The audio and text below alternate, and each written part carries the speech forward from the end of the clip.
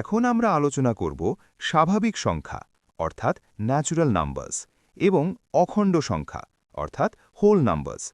তাদের যোগ ও গুণের ক্ষেত্রে কি ঘটে। প্রথমেই আসি স্বাভাবিক সংখ্যায়।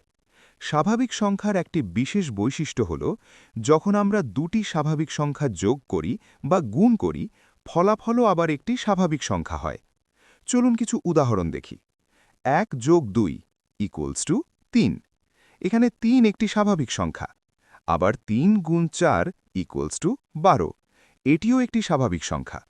অর্থাৎ স্বাভাবিক সংখ্যার ক্ষেত্রে যোগ ও গুণ সব সময় স্বাভাবিক সংখ্যার ভেতরেই থাকে। এবার আসি অখণ্ড সংখ্যায়।